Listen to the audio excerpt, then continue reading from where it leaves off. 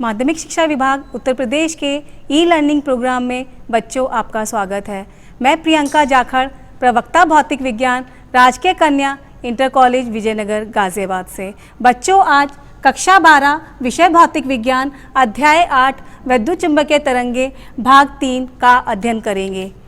बच्चों हमने भाग 2 में आपको कुछ गृह कार्य दिया था, जो इसके उत्तर इस प्रकार हैं। प्रश्न नंबर 1, एक समतल विद्युत चुंबकीय तरंग में विद्युत क्षेत्र 40 वोल्ट पर मीटर आयाम तथा 2 प्रति सेकंड आवृत्ति से दोलन करता है। विद्युत क्षेत्र के कारण ऊर्जा का घनत्व कितना होगा। क्वेश्चन को देखते ही हमें क्या देखना है, इसको सॉल्व करने से पहले, इसको हल करने से पहले हमें देखना है दिया क्या गया है और पूछा क्या है। हमें क्या दिया गया है, दिया है विद्युत क्षेत्र का आयाम E0 बराबर 40 वोल्ट पर मीटर। पूछा क्या है, ऊर्जा का घनत्व, ऊर्जा विद्युत क्षेत्र का ऊर्जा घनत्व पूछा है। विद्युत क्षेत्र के कारण ऊर्जा का घनत्व कितना होगा। जो हमें ऊर्जा विद्युत क्षेत्र की ऊर्जा का जो घनत्व होता है, जो उसका सूत्र होता है, वो क्या होता है, UE बराबर E की पावर 2 E की घात 2 एप्सिलॉन 0 बटे 2। हमारे पास सूत्र में क्या है, E। हमें दिया क्या गया है, आयाम, तो हम इसकी वैल्यू कैसे निकालेंगे, इस सूत्र को यूज़ करके, इस फॉर्मूले को यूज़ करके हम इसकी वैल्यू यहाँ निकाल देंगे। हम क्या करेंगे, इसको यहाँ पुट किया तो क्या वैल्यू आ जाएगी, क्या मान आ जाएगा, 1/2 एप्सिलॉन 0 ब्रैकेट E0 बटे √2 का होल स्क्वायर। अब हमारे पास सारी चीज़ें गिवन है, कुछ हमें पता है, कुछ कांस्टेंट है और एक चीज़ हमें गिवन है। कैसे, 1/2 और जब इसको करेंगे, इसका वर्क करेंगे तो 1/2 और आएगा, कितना हो जाएगा 1/4। एप्सिलॉन 0 की वैल्यू हमें पता होती है 8.85 इंटू 10⁻⁻12 गुना E0 का मान कितना है 40, वर्क करेंगे तो कितना हो जाएगा 1600। इसको हल करेंगे तो क्या आएगा 3.54 into 10⁻⁻9 joule per metre cube. Question number 2, प्रश्न नंबर 2, 5 मेगाहर्ट्ज आवृत्ति वाली किसी रेडियो की तरंग दैर्ध्य ज्ञात कीजिए। दिया क्या है और पूछा क्या है। क्या दिया गया, दिया है आवृत्ति, आवृत्ति हमें दी है, कितना है, किससे डिनोट करते हैं, किससे प्रदर्शित करते हैं, F से। F बराबर 5 मेगाहर्ट्ज हमें किस में दिया है, मेगाहर्ट्ज में दिया है। इसको कन्वर्ट कर लेंगे, इसको चेंज कर लेंगे हर्ट्ज में, तो क्या हो जाएगा, किससे मल्टीप्लाई करेंगे, 10 की घात 6 से इसको मल्टीप्लाई करेंगे। पूछा क्या गया है, तरंग दैर्ध्य। तरंग दैर्ध्य के लिए हमारे पास फॉर्मूला होता है, सूत्र होता है, क्या होता है, C/F। C क्या है, कांस्टेंट है, इसका मान हमें पता होता है, F हमें दिया गया है, वैल्यू रखोगे, यहाँ पुट करोगे तो क्या आ जाएगा 60 मीटर। क्वेश्चन नंबर 3, निर्वात में एक विद्युत चुंबकीय तरंग के चुंबकीय क्षेत्र वाले भाग का आयाम 510 टेस्ला है। तरंग के विद्युत क्षेत्र वाले भाग का आयाम क्या होगा। क्या दिया है, चुंबकीय क्षेत्र का आयाम हमें दिया गया है, पूछा क्या है, विद्युत क्षेत्र वाले भाग का आयाम हमसे पूछा है, क्या है, दिया है B0 का मान हमें दिया है, E0 हमें निकालना है। हमें इन दोनों में रिलेशन पता है, क्या होता है फॉर्मूला, ये बटे ये बराबर C, E0 बटे B0 करेंगे तो क्या आएगा C। अगर हमें निकालना क्या, E0 बराबर क्या हो जाएगा C गुना B0। C का मान हमें पता होता है, ये हमें पता रहता है, प्रकाश की चाल है, मान रख देते हैं तो क्या आएगा 153 गुना 10 की घात 9 न्यूटन पर कूलाम। प्रश्न नंबर 4, एक रेडियो स्टेशन का आवृत्ति बैंड 6 मेगाहर्ट्ज से 8 मेगाहर्ट्ज है। इसका तरंग दैर्ध्य बैंड ज्ञात करना है। दिया क्या है, हमें आवृत्ति बैंड दिया है F1 और F2। F1 हमें दिया मेगाहर्ट्ज में दिया है, तो उसको कन्वर्ट करोगे, हर्ट्ज में चेंज करोगे। जब चेंज किया तो क्या हुआ 6 गुना 10 की घात 6 हर्ट्ज। F2 को भी ऐसे ही चेंज कर लेंगे। पूछा क्या, बैंड पूछा है, λ1 पूछा है और λ2, तो इसका मान जब इस फॉर्मूले में λ1 के लिए C/F1, C का मान हमें पता होता है, F1 हमें दिया है, सॉल्व करेंगे तो 50 मीटर आ जाएगा। λ2 पर आते हैं तो क्या होगा, इसका भी फॉर्मूला ये होगा, c का मान हमें पता होता है, F2 हमें दिया गया है, इसकी जब वैल्यू यहाँ रखेंगे इसका मान आ जाएगा 37.5 मीटर। तो हमारे पास बैंड क्या आया, तरंग दैर्ध्य का मैं बैंड निकाला तो बैंड क्या आया 37.5 मीटर से 50 मीटर आ जाएगा। एक समतल वैद्युत चुंबकीय तरंग में वैद्युत क्षेत्र का आयाम 100 वोल्ट पर मीटर है। तरंग की तीव्रता ज्ञात कीजिए। हमें क्या ज्ञात करना है, तीव्रता। दिया क्या गया है, वैद्युत क्षेत्र का आयाम दिया गया है, E0 बराबर 100 वोल्ट पर मीटर। पूछा क्या है, आवृत्ति, तीव्रता। तीव्रता क्या को हम किससे दिखाते हैं, क्या पूछा गया है, तरंग की तीव्रता। तीव्रता को किससे दिखाते हैं, I से। I बराबर क्या सूत्र होता है, 1/2 एप्सिलॉन 0 E0 का स्क्वायर C। हमारे पास, अब हम इसमें देखते हैं हमारे पास क्या क्या चीजें हैं। ये कांस्टेंट, इसका मान हमें पता होता है, ये हमें दिया गया है, ये हमें पता होता है। मान रखेंगे तो हमारे पास क्या आ जाएगा आंसर, 13.275 वॉट पर मीटर स्क्वायर। बच्चों, भाग 3 में आज के अध्याय से जो अध्याय चल रहा है, अध्याय 8 से रिलेटेड, से संबंधित कुछ बिंदुओं पर चर्चा करेंगे। वो बिंदु इस प्रकार हैं, विकिरण दाब, वैद्युत चुंबकीय तरंगों के गुण, वैद्युत चुंबकीय स्पेक्ट्रम, याद करने का तरीका, इस स्पेक्ट्रम को हम कैसे याद रखेंगे, तरंगे जो विद्युत चुंबकीय नहीं हैं, और बाद में ग्रह कार्य। सबसे पहले क्या है, विकिरण दाब, दाब से है। क्या कहते हैं, इसमें क्या होता है, किसी सतह पर विद्युत चुंबकीय विकिरण के पड़ने से उत्पन्न होने वाले दाब को विकिरण दाब कहते हैं। मतलब जो तरंगे हैं वो भी क्या लगाती हैं, दाब लगाती हैं। बस हमें क्या होता है कि पता नहीं चलता है कैसे। अगर कोई एग्जाम्पल ले लें, कोई उदाहरण ले लें, आप खड़े हैं या आप दिन में कहीं बाहर जाते हैं, या कोई बच्चा किसी क्लास में बैठा है, एक सीट पर बैठा है, उसके बच्चे पीछे और बच्चे बैठे हैं। एक बच्चे ने कोई कागज का टुकड़ा आपके पीछे शर्ट पर रख दिया तो आपको पता ही नहीं चलता कि उसने कुछ रखा है। उसने दाब तो लगाया लेकिन आपको नहीं पता चला। तरंगे दाब लगाती हैं, बट वो क्या होता है, लेकिन क्या होता है कि हमें पता नहीं चलता है। ये कैसे, कितने टाइप से होता है, कितने प्रकार से होता है, कितना दाब लगाती हैं, वो कैसे हम निकाल सकते हैं। सबसे पहले पहला तरीका देख लेते हैं, क्या है, पूर्ण अवशोषण। अवशोषण का मतलब एब्जॉर्ब कर ले, पूरी जितना भी उस पर तरंगे पड़े किसी सतह पर, वो सतह क्या कर ले, उसको एब्जॉर्ब कर ले। क्या होगा, जब तरंग चलती है, अगर सपोज करो यहां से चली और यहां पहुंची, तो इसका जो मोमेंटम में चेंज होता है, संवेग में चेंज होता है। यहाँ पर 0 था, यहां से जब यहां आएगा, इस पॉइंट पर आएगा, तो सपोज करो इसका जो मोमेंटम हुआ, वो संवेग हुआ, वो कितना हुआ, p। तो हमें क्या चाहिए, चेंज इन मोमेंटम, यहां से लेके यहां तक कितना चेंज हुआ, p। डेल्टा p किसके बराबर आ जाएगा, p।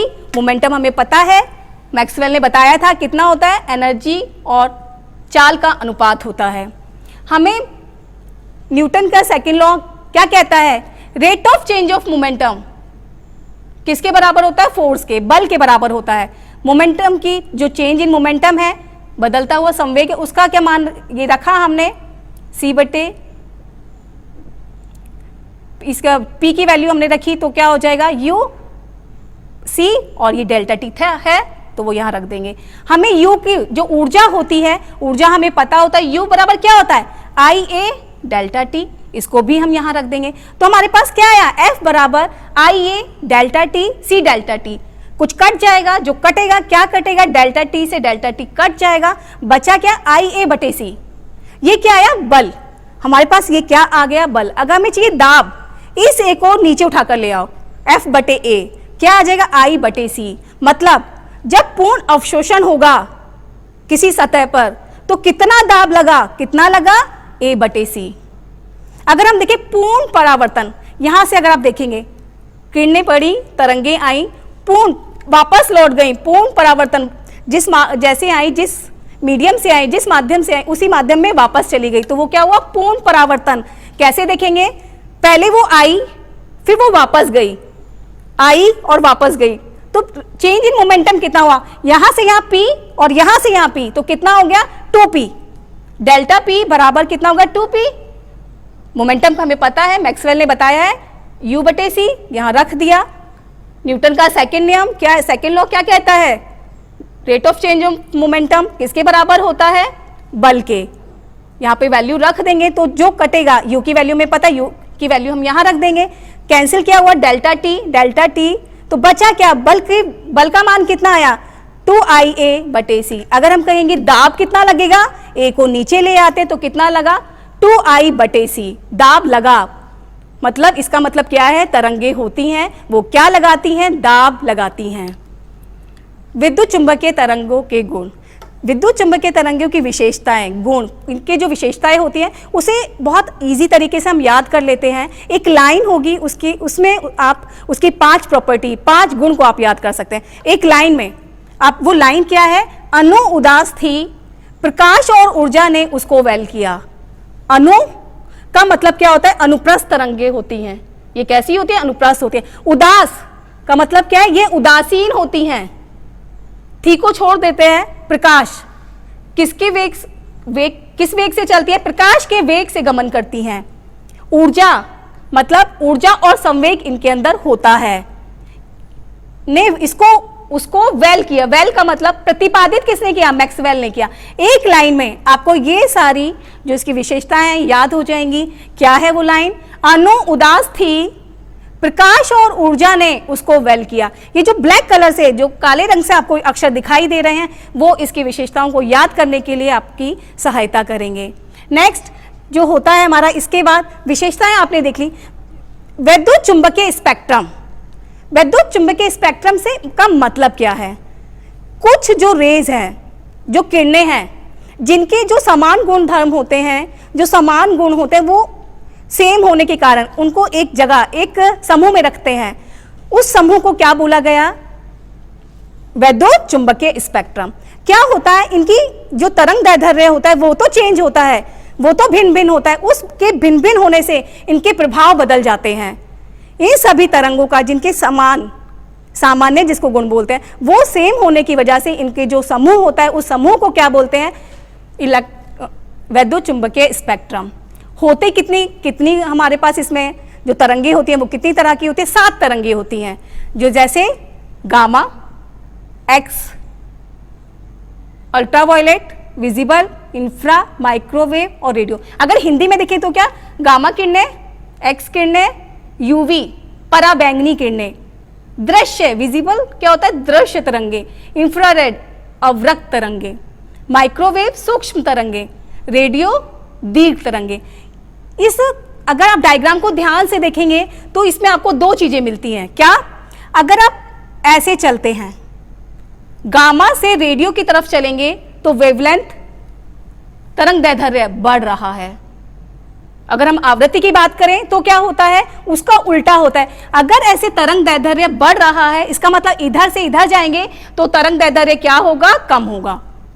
ये एरो आपको क्या दिखा रहा है, इसकी जो आवृत्ति होगी ऐसे बढ़ेगी और इधर ऐसे जो जाएंगे तरंग दैर्ध्य बढ़ेगा। दृश्य तरंगे आप यहां देख पा रहे हैं, 7 तरंगे होती हैं, लेकिन उसका कुछ ही पार्ट हम देख पाते हैं। उस देखने वाले पार्ट को क्या बोला जाता है, दृश्य। इसके लेफ्ट, इसके उल्टे हाथ पर जितनी तरंगे, 3 तरंगे हैं, इसके राइट में 3 तरंगे, इन तरंगों को हम नहीं देख पाते हैं तो इनको क्या बोलते हैं, अदृश्य तरंगे। इनकी कुछ प्रॉपर्टी है, जो 7 तरंगे हैं इनकी प्रॉपर्टीज हैं, कुछ विशेषताएं हैं, वो किस प्रकार हैं। रेडियो तरंगे, इनका तरंग दैर्ध्य क्या होता है, ग्रेटर देन, बड़ा होता है 0.1 मीटर से। इसका उत्पादन कैसे करेंगे, कैसे पैदा होती हैं, कैसे उत्पन्न होती हैं, एरियल में इलेक्ट्रॉनों का द्रुत, त्वरण या मंदन। मतलब एलसी जो सर्किट होते हैं उसमें जब हाई तीव्रता की, जो बहुत तेज इंटेंसिटी की जब करंट जाती है तो उस करंट के त्वरण या मंदन से जो प्रोड्यूस होते हैं, ये एलसी सर्किट में होते हैं। रेडियो तरंगे एलसी सर्किट में प्रोड्यूस होती हैं, पैदा होती हैं। हम इसका संसूचन कैसे कर सकते हैं, अभिग्राहक के एरियल से। इसकी कुछ और विशेषताएं भी हैं, जैसे इसकी खोज किसने की थी, मार्कोनी ने की थी। इसको हम यूज कहाँ कहाँ करते हैं, हम बता सकते हैं कहाँ कहाँ यूज करते हैं। टीवी आप देखते हैं, एफएम आप सुनते हैं, रेडियो से आप देखिए, नाम इसका रेडियो है, रेडियो पर जितने भी सिग्नल्स हमें मिलते हैं वो किससे मिलते हैं? रेडियो तरंगों से हमें मिलते हैं। सूक्ष्म तरंगे, तरंग दैर्ध्य कहाँ से कहाँ तक होता है? 0.1 मीटर से 1 मिलीमीटर तक होता है। कहाँ से उत्पादन होता है, कहाँ से निकलती है? क्लेस्ट्रॉन या मैग्नेट्रॉन वाल्व से निकलती हैं। संसूचन कैसे कर सकते हैं? बिंदु संपर्क डायोड से के द्वारा इसका संसूचन हम कर सकते हैं। किसने खोज की थी? सूक्ष्म तरंगों की खोज हर्ट्ज ने की थी। कहाँ इसका प्रयोग कर सकते हैं, कहाँ इसका प्रयोग करते हैं? इसका प्रयोग रडार में इसका प्रयोग किया जाता है।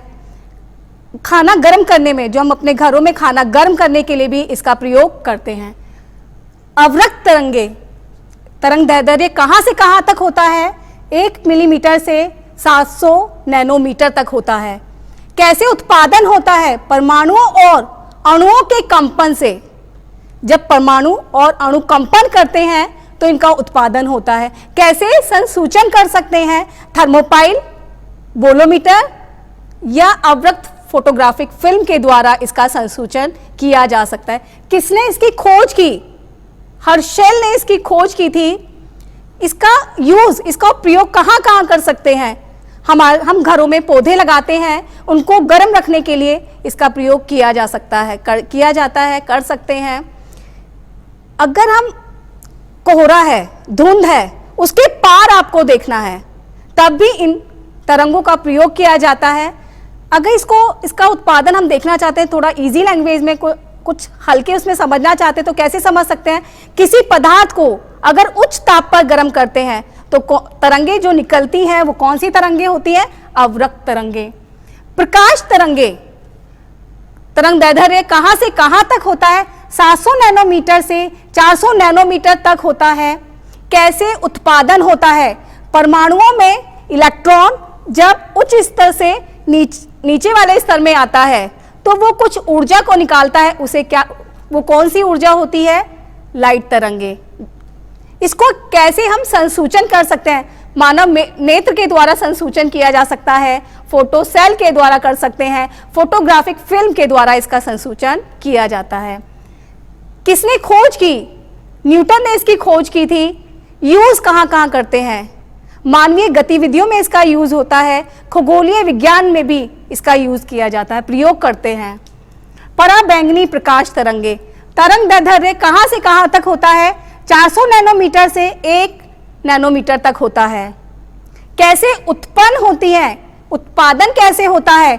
परमाणुओं के आंतरिक शेल में इलेक्ट्रॉनों का एक ऊर्जा स्तर से दूसरे ऊर्जा स्तर पर संक्रमण।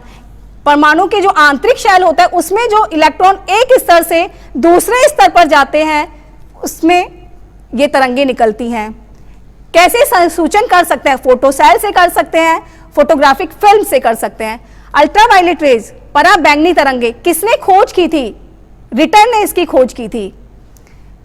रिटर ने खोज की थी। कितने प्रकार की होती हैं? ये 3 प्रकार की होती हैं, UVA, UVB, UVC। UVC और UVB का कुछ पार्ट तो हमारी जो ओजोन लेयर है वो अब्जॉर्ब कर लेती है, उसको अवशोषित कर लेती है और बाकी को वो भेज देती है। ये मानव जाति के लिए हार्मफुल होती है, सनबर्न हो जाता है। कुछ शेल्स को ये अगर ज़्यादा इसके कांटेक्ट में रहते हैं तो क्या होता है कि ये शेल्स को डैमेज कर देती है। जो हमारी ओजोन लेयर में पंचर हुआ है वो भी इन्हीं तरंगों की वजह से हुआ है। एक्स किरणें, तरंग दैर्ध्य कहाँ से कहाँ तक होता है? 1 नैनोमीटर से 10⁻³ नैनोमीटर तक। कैसे उत्पन्न होती है? एक्स किरण नलिका या अथवा आंतरिक शैलों के इलेक्ट्रॉन, मतलब हाई तीव्रता के जब इलेक्ट्रॉन होते हैं उनको किसी मेटल शीट पर डाला जाता है, बम्बार्डमेंट की जाती है तो वो क्या निकलते हैं? एक्स किरणें निकलती हैं। कैसे इसका संसूचन किया जाता है? फोटोग्राफिक फिल्म, गीगर ट्यूब या आयनीकरण प्रकोष्ठ से इसका संसूचन कर सकते हैं। किसने खोज की? रॉन्जन ने इसकी खोज की थी। प्रयोग कहाँ कहाँ करते हैं? कहाँ कहाँ इसका प्रयोग कर सकते हैं? अगर फ्रैक्चर देखना है तो इसका यूज किया जाता है, या कहीं ट्यूमर स्टोन का देखना है तो उसके लिए भी, उसका पता लगाने के लिए भी इन किरणों का यूज किया जाता है, प्रयोग किया जाता है, क्योंकि ये किरणें सॉफ्ट टिश्यू से तो पास हो जाती हैं, बट हार्ड टिश्यू से पास नहीं हो पाती हैं। पास ना होने की वजह से एक इमेज मिलती है, वो आगे हम एक एनिमेशन में देखेंगे भी। अगर हम अगली किरण है गामा किरणें। गामा किरणें का जो तरंग दैर्ध्य है वो क्या है, कम होता है 10 की घात -3 से नैनोमीटर से। कहाँ से उत्पन्न होती है, चाहे कृत्रिम रेडियो एक्टिव का जो नाभिक होता है, जो तत्व का नाभिक होता है, चाहे वो कृत्रिम हो चाहे वो प्राकृतिक हो, उसका जब विघटन होता है, क्षय होता है, तो ये तरंगे उत्पन्न होती हैं। किसे संसूचन किया जाता है, कैसे कर सकते हैं इसका संसूचन? फोटोग्राफिक फिल्म से, गीगर ट्यूब से, आयनीकरण प्रकोष्ठ से। कहाँ इसका यूज करते हैं? गामा किरणों का यूज हम अगर इसका यूज करें तो ट्यूमर को डैमेज करने के लिए इसका यूज करते हैं, इसका प्रयोग करते हैं। आप यहाँ देख रहे होंगे तरंग दैर्ध्य तो हमने यहाँ बता दिया। अगर हमें इसकी आवृत्ति चाहिए तो हम कैसे निकालेंगे? आवृत्ति को इस फॉर्मूले के द्वारा, इस सूत्र के द्वारा हम निकाल सकते हैं। कैसे? C का मान हमें पता होता है, तरंग दैर्ध्य का मान आप रखते चले जाएंगे तो आपको आवृत्ति मिलती चली जाएगी। ऐसे चलते हैं तो तरंग दैर्ध्य बढ़ता है और ऐसे चलते हैं तो आवृत्ति बढ़ती है। इसका मतलब जो रेडियो तरंगे हैं उनका तरंग दैर्ध्य ज्यादा होता है, जो गामा किरणें हैं उनकी आवृत्ति ज्यादा होती है। मतलब जो भेदन क्षमता होगी, पेनिट्रेशन पावर जो होगी, वो किसकी ज्यादा होगी? गामा किरणों की। हमने कहा 7 किरणें होती हैं स्पेक्ट्रम में, विद्युत चुंबकीय स्पेक्ट्रम में 7 किरणें। इनका एक सीक्वेंस होता है, आपको उसी सीक्वेंस में इसको याद करना होता है। तो याद करने का एक बहुत आसान तरीका है। कैसे याद रखेंगे इसको कि इस किरण के बाद या इस तरंग के बाद यही तरंग आएगी? कैसे? गाड़ी XUV इन माई रेंज। मतलब गाड़ी जो XUV है वो मेरी रेंज में है, मैं खरीद सकती हूं। गाड़ी XUV इन माई रेंज। गाड़ी का मतलब गामा किरणें, X का मतलब X किरणें, U का मतलब पराबैंगनी किरणें, V का मतलब दृश्य विकिरण, अवरक्त इनका मतलब अवरक्त विकिरण, माई का मतलब सूक्ष्म किरणें। जो रेंज है, रेंज से मतलब क्या है? रेडियो तरंगे। एक ही बार में अगर पढ़ते हैं तो ये एक सेंटेंस से, एक लाइन से आपको क्या याद हो जाता है? कौन कौन सी तरंग, किस तरंग के बाद कौन सी तरंग आएगी? गाड़ी XUV इन माई रेंज।